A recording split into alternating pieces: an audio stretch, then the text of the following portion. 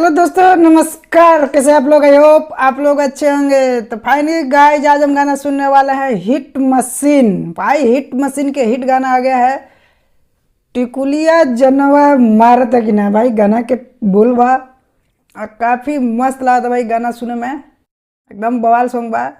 आप लोग पूरा सुनो लो गाना के, अच्छा बहुत लगी भाई।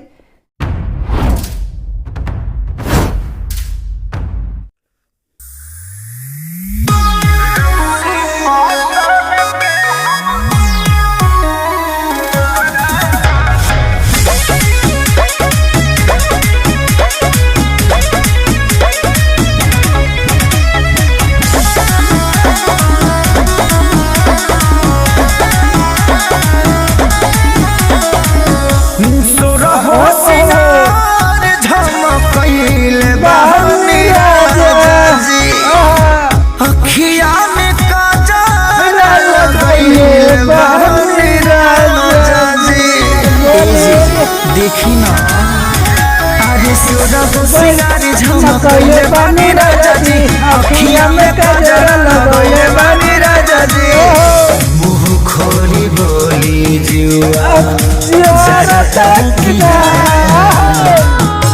रौरे पाके हम सतने हरियर टिकुलिया जवान मारता की ना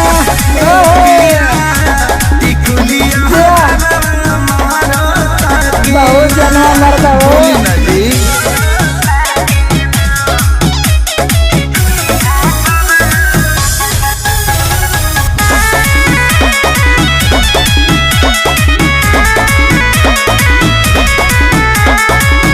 सारा धनवा भइल बाए राजा रउवा खातिर रउवे न देखब तो देखी के आखिर। बताइना दुखी मत करी, हंस के देखेला करे जा फाटेला धनवा तोहरे हरे ले जाए जाके डाटे। हाँ फिल करी दिल देख के हारता कि ना रौरे पासान के हरी सतले भइल टिकुलिया जनवा मारता कि ना टिकुलिया जनवा मारता कि ना। बोली ना रोआज का, अरे भाई जी होगा बोला।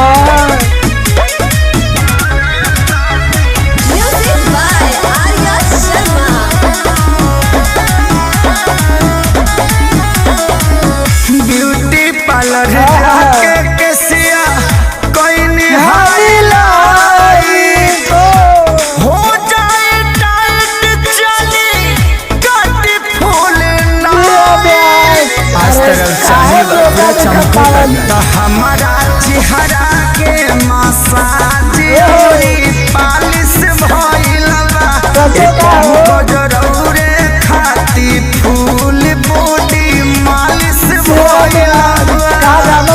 अखिलेश खेसरियोनी हरता कि ना रौरे पहचान के हम सतने हरियर टिकुलिया जनवा मारता कि ना।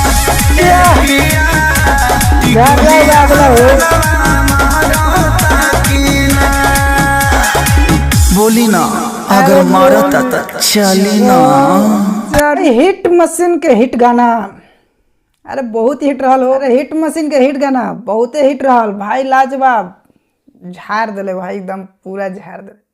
और ही ना कह जाला भैया, इनकरा के ट्रेंडिंग स्टार जलवा पैदा कर दिले एकदम। टिकुलिया जान मारता, सचो में यार गनवा बड़ी जान मारता।